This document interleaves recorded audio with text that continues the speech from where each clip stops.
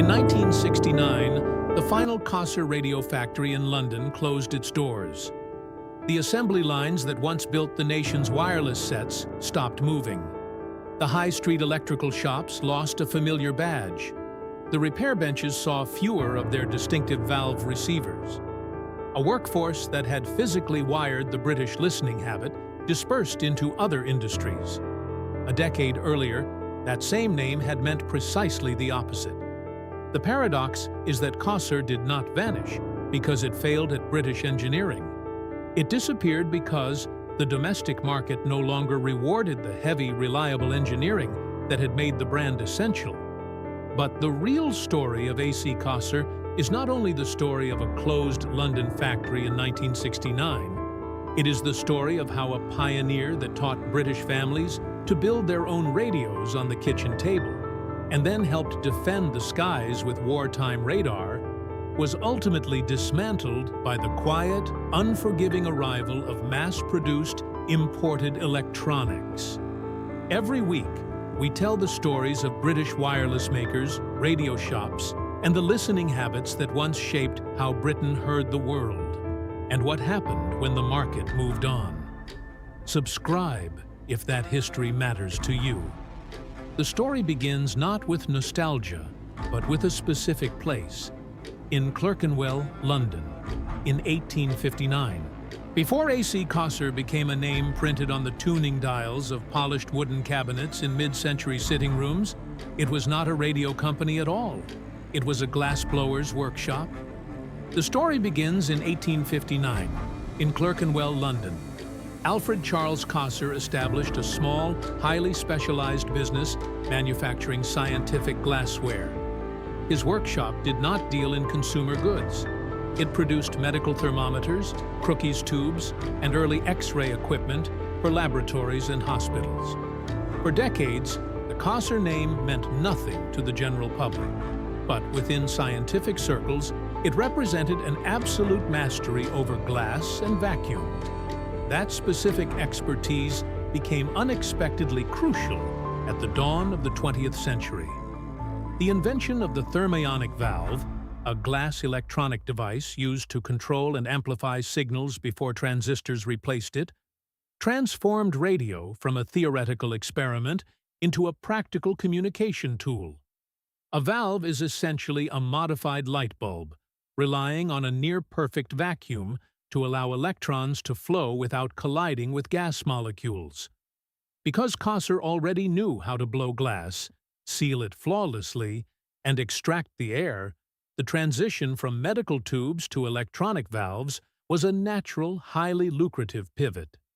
By the early 1920s, the company had relocated to the massive Aberdeen Works in Highbury Grove, North London. A.C. Cossor Limited was no longer a boutique Clerkenwell workshop. It was a rapidly expanding industrial force, producing thousands of valves for early wireless experiments. But a valve on its own is entirely useless to a family sitting in a terraced house. It requires a circuit, an aerial, a power supply, and a reason to be switched on. That reason arrived in late 1922, when the British Broadcasting Company began daily transmissions. Broadcasting from the 2LO transmitter at Savoy Hill, London, the BBC sent its signal out over the medium wave, a broadcast band historically used for many domestic radio services. Suddenly, the air above Britain was filled with news, music, and voices. The signal was available to anyone. The difficulty was pulling it down into the home. Before Cossor transformed the consumer market, the British listening public faced a harsh economic and technological divide. If a working-class family wanted to hear the BBC in 1923, their only realistic option was a crystal set. A crystal set was a primitive, unpowered radio receiver that relied entirely on the faint energy of the radio wave itself, requiring the listener to scrape a wire across a piece of mineral to find a station. It was cheap, costing perhaps a few shillings, but it had severe limitations. It could not drive a loudspeaker, the part of a radio that turns the electrical signal into sound moving through air. Instead, it required heavy, uncomfortable headphones. Only one person could listen at a time, tethered by a short wire to a small wooden box. It was a solitary, often frustrating experience. The alternative was to buy a commercially manufactured valve radio, a true wireless set that could amplify the signal enough to fill a room with sound. But in the early 1920s, a factory-built valve receiver was an extreme luxury. A reliable three-valve set could easily cost between $15 and $25. In an era when a skilled factory worker might earn barely $3 a week, a commercial radio represented a month or two of wages. Furthermore, early radios were heavily taxed, and patents held by rival companies made complete, ready-to-play receivers prohibitively expensive to manufacture and buy. Britain possessed a national broadcasting service, but it lacked a democratic receiver. The country was full of families who wanted to listen together in the sitting room, but they could not afford the mahogany-cased luxury sets sitting in the windows of high-street electrical shops. Cossor, viewing the market from their Highbury Grove factory, recognized the structural absence. Their primary business was selling valves. The more radios there were in British homes, the more valves they could sell. If the working and middle classes could not afford to buy a finished radio, Cossor decided they would teach them how to build one. In 1927, A.C. Cossor launched a product that bypassed the luxury taxes, sidestepped the assembly costs, and permanently altered the British relationship with the wireless. They introduced the Melody Maker. It was not a finished radio. It was a kit. For a fraction of the cost of a factory-built receiver, a British listener could purchase a large cardboard box containing Cossor valves, a tuning capacitor, a component that changes the circuit's tuning so the radio can select one station from many, a set of coils, and a large, life-sized paper blueprint. The brilliance of the Cossor Melody Maker was not merely in its price, but in its psychology. Cossor heavily advertised the kit in magazines like Practical Wireless and Wireless World, explicitly promising that no prior technical knowledge was required. A father could clear the kitchen table on a Saturday evening, lay out the paper blueprint, place the physical components directly over the drawn-out lines, and wire them together. The British entry of the Cossor brand into the domestic consciousness was not through a slick, finished piece of furniture, but through a shared weekend project. The high-street shops and local ironmongers that stocked the Melody Maker kits could barely keep up with demand. Records suggest that within the first few years of production, hundreds of thousands of these kits were sold. For the first time, a family did not need to be wealthy to have a loudspeaker in the home. They only needed a soldering iron, a few basic tools, and a Cossor box. The glassblower's workshop had become the architect of the British sitting room habit. The name Cossor was no longer just a component inside someone else's machine. It was the mechanism that brought the world into the house. The initial success of the 1927 Melody Maker kit had proven that the British public possessed a deep, insatiable appetite for the wireless. But, as the 1920s dissolved into the 1930s, the national listening habit began to shift. A father hunched over the kitchen table with a soldering iron was a powerful image of early adoption, but it was not the future of domestic entertainment. As the BBC expanded its services, introducing the national program and the regional program, the radio receiver transitioned from a scientific hobby into an essential piece of household furniture. Listeners no longer wanted to build their wireless sets. They wanted to plug them in, turn a knob, and immediately hear a voice from London. Cossor understood this transition perfectly.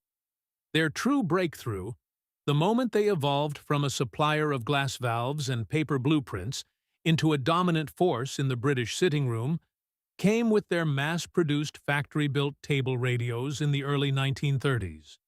They took the trusted Melody Maker name and attached it to fully assembled, polished wooden cabinets. To a British listener walking into a high-street electrical shop in 1934, a Cossor table radio was a commanding physical object. It did not look like a laboratory instrument. It was housed in a domed or stepped cabinet of rich walnut veneer, carefully French polished to catch the light of the domestic hearth. The front panel featured a decorative wooden grille, the opening or fabric-covered area through which sound leaves the radio cabinet, backed by woven cloth that hid the internal loudspeaker. Below the grille sat the tuning dial, the scale or display that shows which station or frequency the radio is tuned to. In the 1930s, Cossor transformed the tuning dial into an illuminated map of Europe. Behind a pane of printed glass, small dial lamps cast a warm amber glow across a list of exotic and domestic transmitter sites: Droitwich, Daventry, Hilversum, Radio Paris, and Athlone. Turning the heavy bakelite volume control, the knob or slider that changes the loudness of the sound, produced a satisfying mechanical resistance. Moving the tuning knob engaged a hidden array of metal plates known as a tuning capacitor, a component that changes the circuit's tuning so the radio can select one station from many. Inside the cabinet, copper wire was wound tightly around formers, and listeners would string a long wire aerial, a physical wire suspended outdoors or across a room that receives radio waves from the air, to capture the invisible energy broadcast from distant transmitters. The technology driving these handsome cabinets represented a massive leap forward. Earlier sets had relied on cumbersome batteries, including acid-filled glass accumulators that had to be carried to the local garage every week for recharging. Cossor championed the transition to the mains radio, a receiver that plugs directly into the household electricity supply, providing consistent, reliable power without the mess or expense of batteries.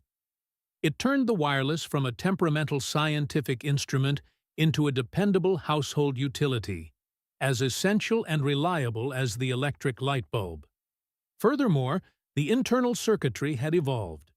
Cossor rapidly adopted the superheterodyne receiver design, a complex circuit that mixes the incoming broadcast signal with a locally generated frequency inside the radio, vastly improving the set's ability to separate closely grouped stations.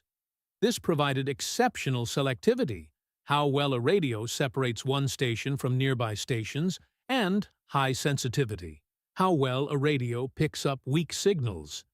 A listener in a crowded urban terrace in Manchester could now listen to a symphony from London without hearing the faint, bleeding interference of a local broadcast. This level of sophisticated engineering required immense industrial capability, and this was where Cossor possessed an absolute, almost unassailable British radio moat. They were not merely cabinet makers assembling other people's components. Because of their Clerkenwell origins, they manufactured their own valves at the massive Highbury Grove factory. A valve is the fragile glass heart of a 1930s receiver, and it was typically the most expensive component in the chassis. While rival radio manufacturers were forced to purchase their valves at a premium from giants like Mullard or the Marconi Osram Valve Company, Cossor built their own. By controlling the glass, the vacuum, and the filament, they controlled the cost. This vertical integration allowed Cossor to aggressively price their finished sets. A factory-built, mains-powered Cossor table radio could be purchased for around $6 to $8 in the mid-1930s. While still a significant investment, representing roughly 2 or 3 weeks' wages for an average industrial worker, it was no longer an impossible luxury.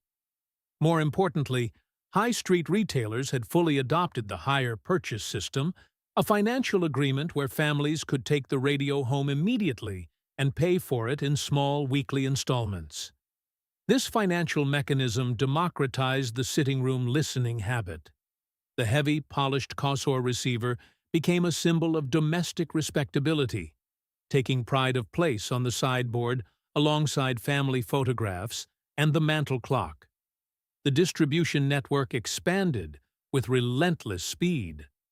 Cossor radios appeared in the windows of independent local dealers, in the electrical departments of the co-op, and in the catalogs of large regional distributors. The brand secured vital endorsements from the communities that shaped public opinion.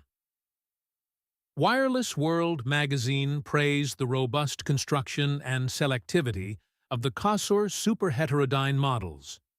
Practical wireless. Readers who had once bought the kits now recommended the factory-built sets to their less technical neighbors. Radio clubs across Britain recognized the reliability of the Cossor valves inside. Service engineers, the highly skilled technicians operating from the back rooms of radio shops who kept these complex sets working, appreciated the logical layout of the metal chassis and the accessible point-to-point wiring.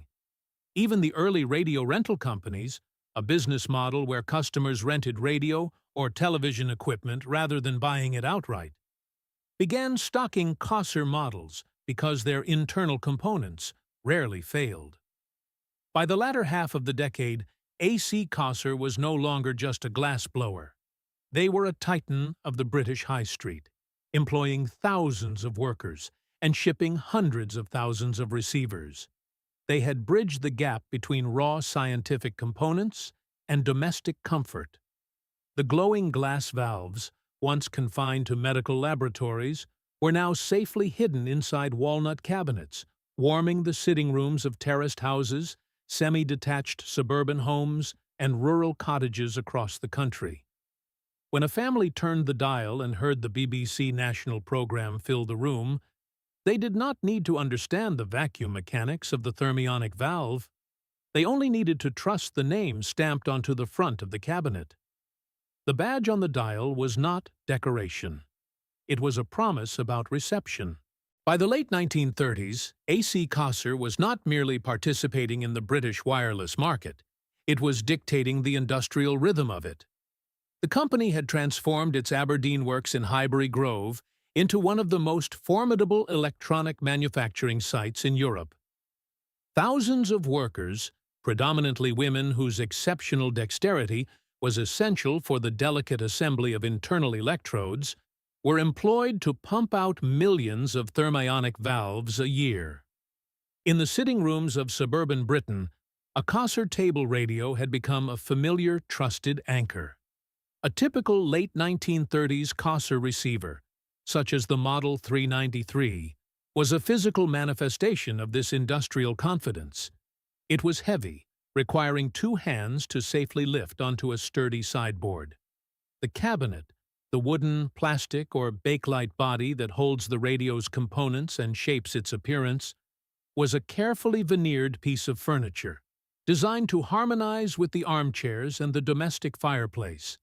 The grille, the opening or fabric-covered area through which sound leaves the radio cabinet, was expansive, allowing the large internal loudspeaker to move enough air to fill the room with the authoritative tones of a BBC announcer. Whether tuned to the long-wave signal of the massive Droitwich transmitter for the national program, or picking up local broadcasts on the medium wave, the radio was the undisputed focal point of the evening. High street dealers, from independent electrical shops in Glasgow to large department stores in London, relied heavily on the Cossor brand. It was a name that promised both flawless reception and structural durability. The service network, the shops, engineers, and repair counters that kept radios working after sale, possessed a deep, practical loyalty to the brand. A local service engineer knew that if a Cossor set stopped working, the metal chassis was logically laid out, the components were robust, and replacement valves were easily sourced from the nearest wholesaler.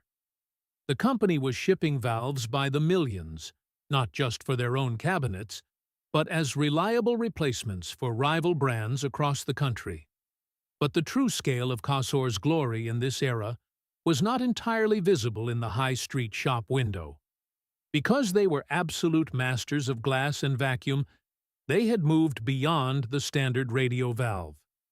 In 1932, Cossor had become the first British company to commercially manufacture cathode ray tubes, a highly specialized vacuum tube containing an electron gun and a fluorescent screen used to display electrical signals visually. This was the technology that would make electronic television possible. When the BBC began the world's first regular high-definition television service from Alexandra Palace in 1936, Cossor was there, manufacturing massive, incredibly expensive early television receivers for the wealthy Londoners who lived close enough to receive the signal. Yet, the cathode ray tube was destined for something far more critical than early domestic television. As the 1930s drew to a close, and the threat of conflict in Europe became undeniable, the British government quietly turned to the radio industry for national defense. A top-secret project, initially developed at Bawdsey Manor on the Suffolk coast under the physicist Robert Watson Watt, required a way to detect enemy aircraft using reflected radio waves. They needed a visual display to read those invisible signals accurately. They needed Cossor. The company's deep expertise in cathode ray tubes and high-frequency receivers made them the perfect, and perhaps the only, industrial partner capable of fulfilling the Air Ministry's exact requirements. Cossor was contracted to build the critical receiver units and display consoles for the chain-home radar network, the ring of massive coastal transmitter and receiver stations that formed the world's first early warning radar system. When war was declared in September 1939, domestic radio production at Highbury Grove did not entirely stop, but the focus shifted violently. The BBC television service was abruptly shut down in the middle of a Mickey Mouse cartoon, and the transmitters were repurposed. The British public now relied exclusively on the BBC home service, often listening to the news through the heavy Cossor sets they had bought on hire purchase years earlier. When a family gathered around the walnut cabinet to hear Neville Chamberlain's fateful broadcast declaring that the country was at war with Germany, the Cossor set was not just a machine. It was the messenger of history. Behind closed doors, the factory itself had become a critical military asset. Cossor valves and Cossor cathode ray tubes became the glowing green eyes of the Royal Air Force. During the Battle of Britain, when operators stared into the screens of the chain-home receivers in darkened coastal bunkers, tracing the faint blips of incoming Luftwaffe bombers, they were looking at glass-blown, sealed, and wired by Cossor workers in North London. When the war ended in 1945, AC Cossor returned to the civilian market, carrying an aura of absolute engineering supremacy. They were no longer simply the manufacturer of the pre-war Melody Maker kits. They were the architects of the radar screens that had protected the country. This wartime prestige translated directly into post-war retail dominance. The British public was desperate for a return to domestic normality, and the high-street electrical shops were eager to supply it. Cossor capitalized on this national hunger by releasing a new wave of heavy, beautifully engineered table radios. They cleverly resurrected the beloved pre-war Melody Maker name, not as a DIY kit, but as a series of premium, factory-built super heterodyne receivers, such as the highly successful Model 500 and 501 series. To walk into a British radio dealer in the late 1940s was to see the Cossor brand at the absolute peak of its consumer power. Their product lines expanded to include the radiogram, a substantial piece of furniture combining a radio, amplifier, loudspeaker, and record player in one polished wooden cabinet. These massive units became the ultimate status symbol of the post-war British front room, offering the BBC Light program during the day and the playing of 78 RPM shellac records in the evening. The brand was heavily featured in the catalogs of large regional distributors and proudly displayed in the electrical departments of the co-op. Families who could not afford to buy a set outright often turned to the rapidly expanding radio rental networks, a business model where customers paid a few shillings a week to rent a receiver, with all maintenance included. Because Cossor sets were fundamentally over-engineered and famously reliable, rental companies preferred them. A radio that did not break down on a customer's sideboard was a radio that generated steady, uninterrupted profit. The scale of the operation behind these cabinets was staggering. The Aberdeen Works in Highbury Grove, along with additional manufacturing sites, employed thousands of skilled workers. Their valve production ran into the millions annually, supplying not only their own assembly lines, but also acting as the lifeblood for thousands of independent service engineers across Britain. Every local repair shop had shelves lined with Cossor valves in their distinctive blue and yellow boxes. The physical presence of a Cossor radio in this era was commanding. It smelled of warm dust, hot glass, and polished wood veneer. The heavy metal chassis inside the cabinet was a marvel of neat point-to-point wiring with resistors, components that limit or control the flow of electrical current, and wax paper capacitors neatly soldered by hand. If a valve failed, the radio did not go to a landfill. It went to the repair bench at the back of the local electrical shop, where a technician in a brown dust coat would consult a heavily thumbed service manual, test the circuit, and plug in a fresh replacement. The entire system was designed for permanence. This was the defining British cultural moment for the brand. Highbury Grove built the valves. Droitwich carried the signal. Broadcasting House provided the voices of Dick Barton, Special Agent, and Workers' Playtime. The local high street dealer delivered the polished cabinet, and the British sitting room made it a habit. At this peak, the stakes were entirely domestic, yet built on immense industrial might. By the early 1950s, Cossor was producing consumer radios, early televisions, marine radar systems, and complex laboratory oscilloscopes, electronic test instruments that display varying signal voltages graphically.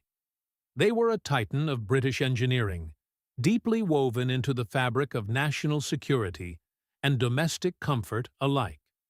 When a family gathered in a terraced house on a winter evening, the warmth coming from the back of the Cossor cabinet was the heat of British valves, glowing in the dark, doing exactly what they had been designed to do, pulling voices out of the cold air and making a quiet room feel less alone.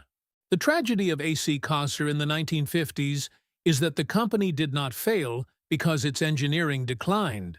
It failed because the British market structurally punished the kind of heavy, permanent engineering that had made the brand famous.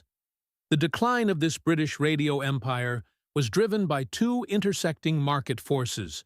Force 1, the escalating costs of domestic cabinet, valve, and component manufacturing, and Force 5, a profound technological and cultural shift in how the British public consumed entertainment. The first turning point was not a dramatic collapse, but a quiet, expensive transition. In the late 1940s and early 1950s, the British sitting room began to change. The BBC television service, which had been suspended during the war, resumed and rapidly expanded its coverage area. The television receiver, a complex, highly expensive piece of equipment, began to displace the heavy wooden radiogram as the focal point of the domestic evening. Cossor, with its deep expertise in cathode ray tubes, naturally pivoted heavily into television manufacturing. But this pivot created a subtle fracture in their radio business. A television set was far more profitable, yet it required immense capital investment, vast amounts of factory floor space, and intense engineering resources. Radio, which had once been the absolute core of the Cossor identity, was gradually downgraded to a secondary product line. The wireless set was being physically evicted from the center of the sitting room and pushed towards the kitchen, the bedroom, and the garden shed. As radio became a secondary domestic object, public expectations regarding its price and permanence shifted.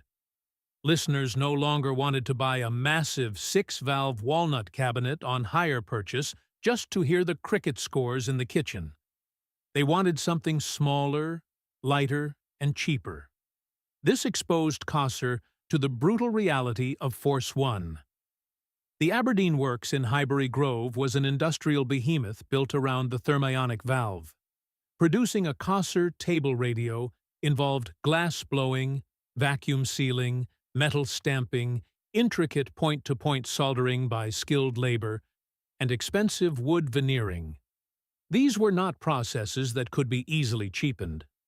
As domestic labor costs and material prices rose in post-war Britain, Cossor discovered that a well-built valve radio cost more to manufacture than the mass market was now willing to pay. In 1955, the BBC launched its VHF-FM service, a radio band that gives clearer sound over shorter distances than older AM bands, eliminating the interference that plagued the medium wave. To receive this new, high-fidelity signal, listeners needed entirely new receivers. Cossor dutifully designed complex, multi-valve VHF-FM sets. These radios were technical masterpieces, packed with delicate components and requiring precise alignment by high-street service engineers. But they were also incredibly expensive to build. While Cossor was pouring resources into perfecting the ultimate mains-powered FM valve radio, the broader consumer market was looking in the opposite direction. Then, the foundational technology of the British wireless market fractured completely.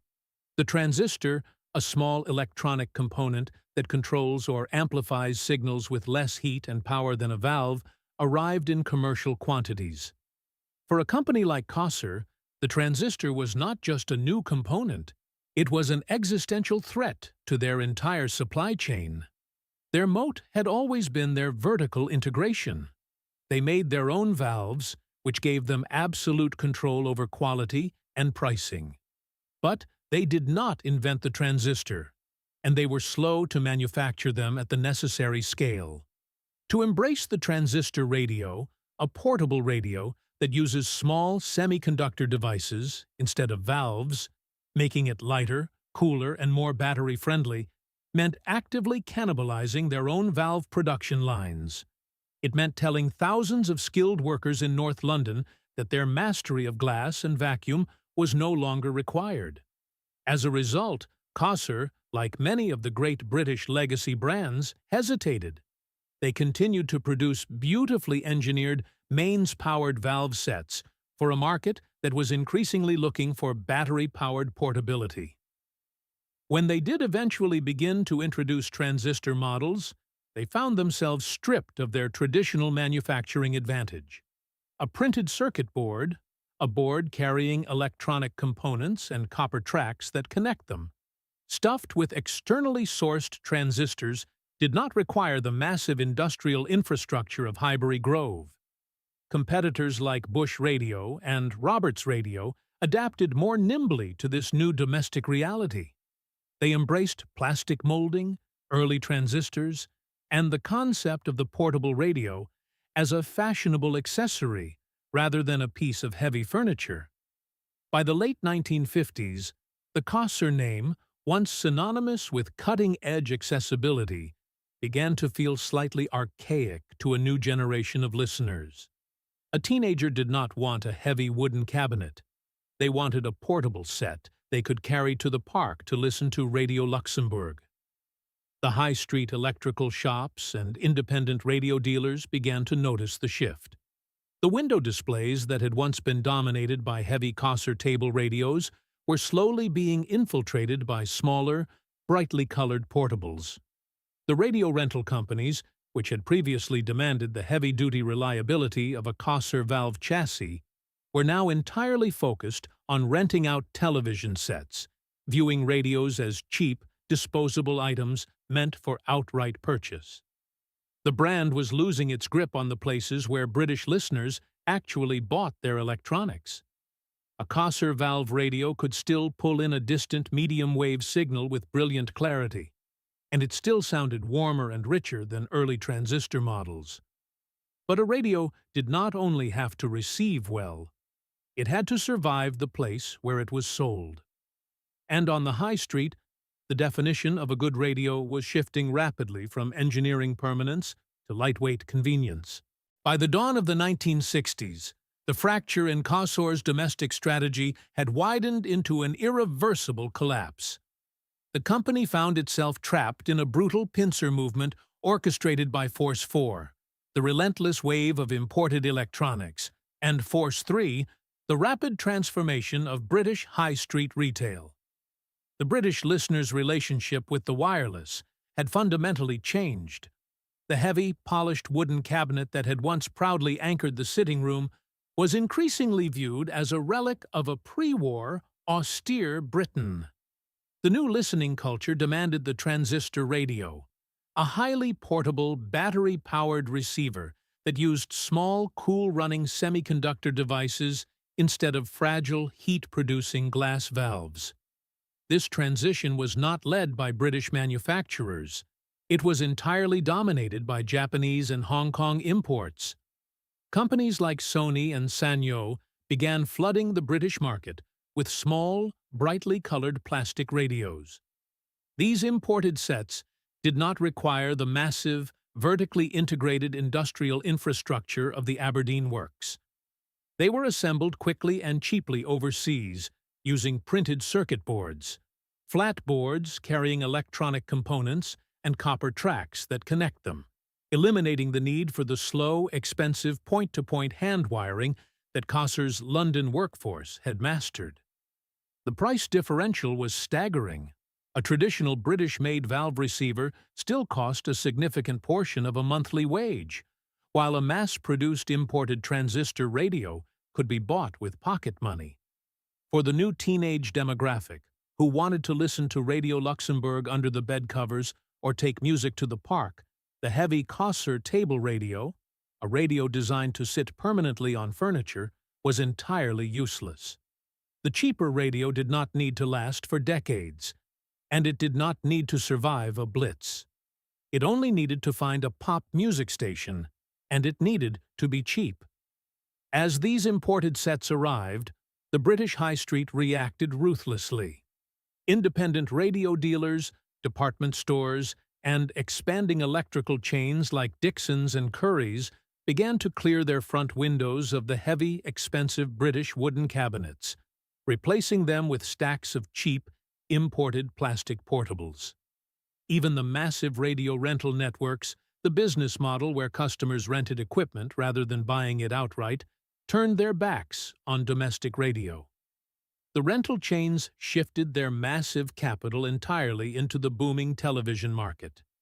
A Cossor valve radio could still produce a richer, warmer sound than any plastic import, and it could still separate overlapping signals on the medium wave with brilliant clarity, but it simply could not survive the shifting economics of the shop floor. Internally, the management of AC Cossor recognized that their consumer radio division was bleeding money. They were fundamentally a high-level engineering firm, not a mass-market consumer brand.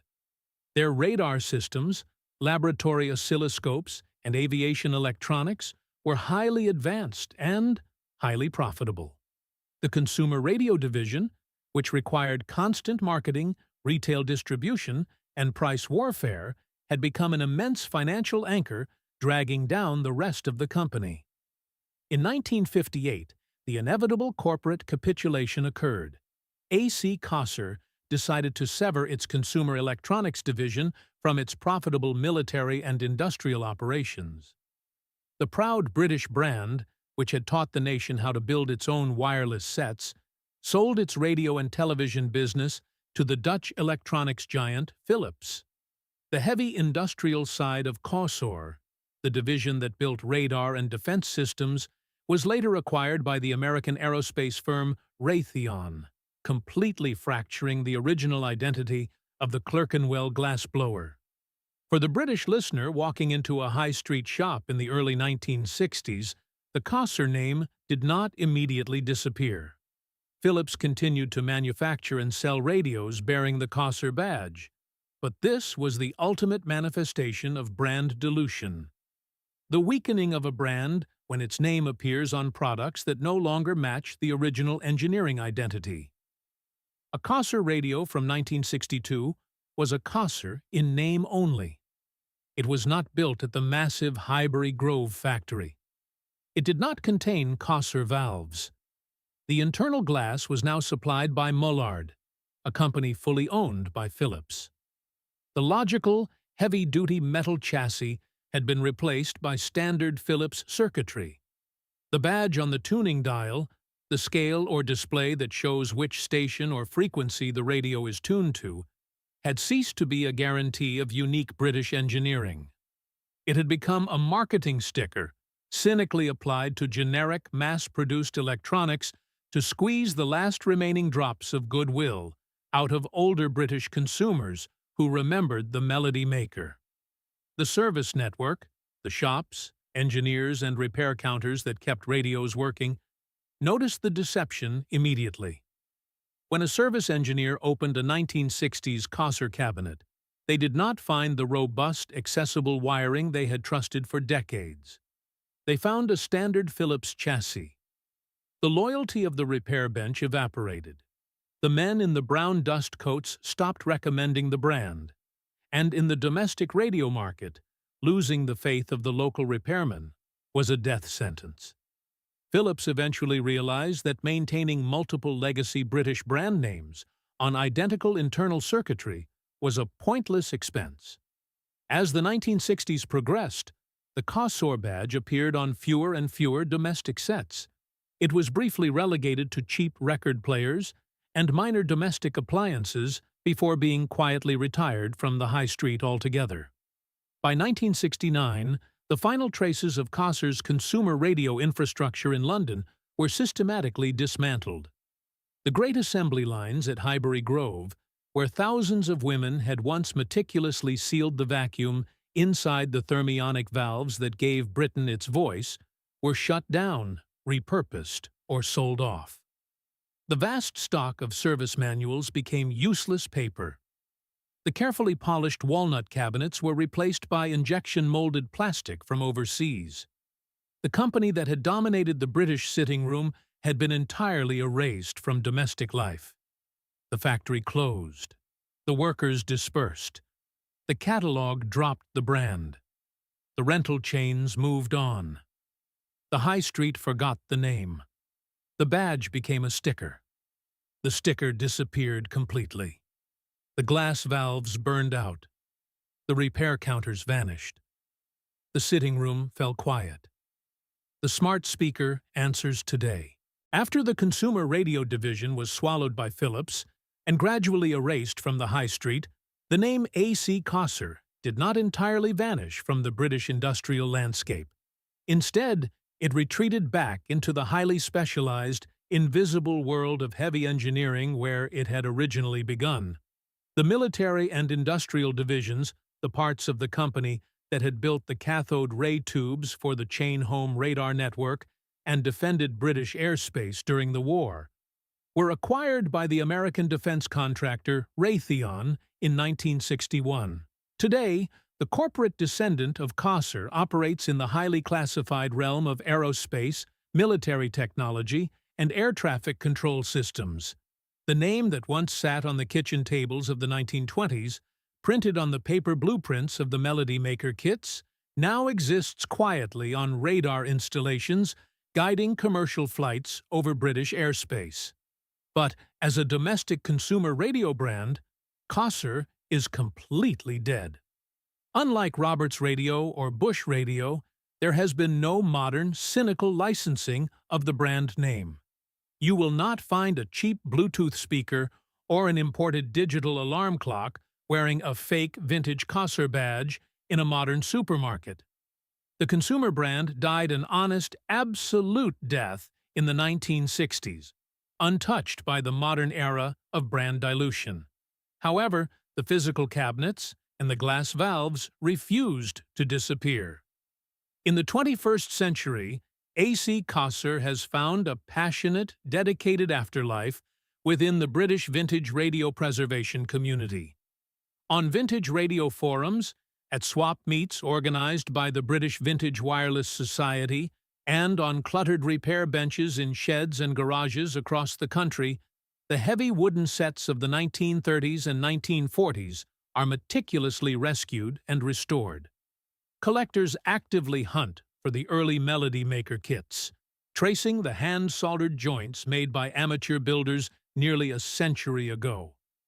Highly skilled hobbyists and retired service engineers, the technicians who once kept these complex sets working from the back rooms of high street shops, painstakingly search for original Cossor valves. They look for those specific glass electronic devices, once blown in North London, used to control and amplify signals, just to bring a silent Model 501 receiver back to life. A broken Cossor set found in a dusty loft clearance, on Facebook Marketplace, or at the back of a local charity shop is rarely thrown into a landfill. It is traded, dismantled, reveneered, and repaired. These surviving radios still matter because they represent a specific era of British permanence and domestic ritual. An original Cossor valve radio with a repaired capacitor, a component that stores and releases electrical energy in a circuit, and a beautifully cleaned tuning dial, the scale or display that shows which station or frequency the radio is tuned to, can do something a modern internet radio or a smart speaker simply cannot. It makes the act of listening deliberate. When a restorer switches on a 1940s Cossor table radio, they do not get instant audio. They must wait for the thermionic valves to warm up. They must turn a heavy physical knob, feeling the mechanical resistance of the internal components, slowly moving the needle across the illuminated glass map of Europe. They must listen through the faint hiss and crackle of the medium wave, a broadcast band historically used for many domestic radio services, to find a human voice.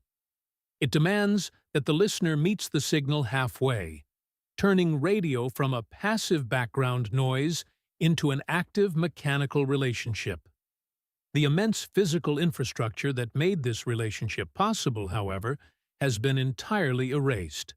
The great Aberdeen Works in Highbury Grove, North London, the vast industrial complex where thousands of workers once blew glass, sealed vacuums, and wired the British sitting room habit, is no longer a factory. Like many of the great industrial sites of 20th century London, the original manufacturing buildings were eventually demolished or repurposed to make way for urban redevelopment, modern commercial units, and residential flats. There is no humming assembly line today. There is no smell of hot solder and warm wood veneer. There are no delivery lorries carrying boxes of blue and yellow packaged valves to the high street dealers.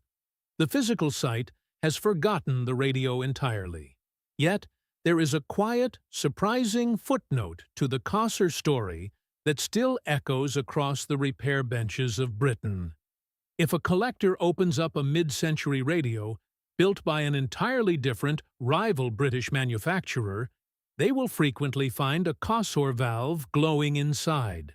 Because their glassmaking and vacuum engineering were so undeniably superior, competing brands frequently relied on Cossor components to keep their own sets functioning.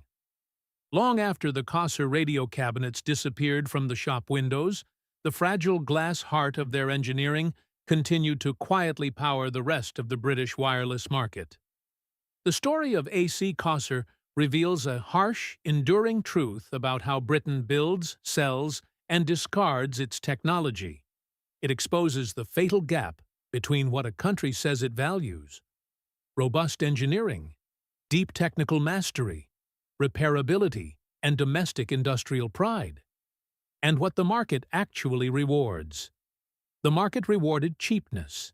It rewarded portability. It rewarded imported convenience. Cossor built heavy, magnificent radios that were designed to last a lifetime, only to discover that the British public ultimately preferred a plastic transistor they could replace every few years. The glass shattered. The wood splintered. The high street moved on. The signals changed. The smart speaker answered instead. But somewhere in Britain, that heavy engineering refuses to stay quiet. In a dimly lit workshop in the home counties, a polished walnut cabinet sits heavily on a repair bench, its dial lamps casting a warm amber glow across the glass names of old European transmitters, waiting for a hand to turn the knob and find one more voice in the air. See you in the next video.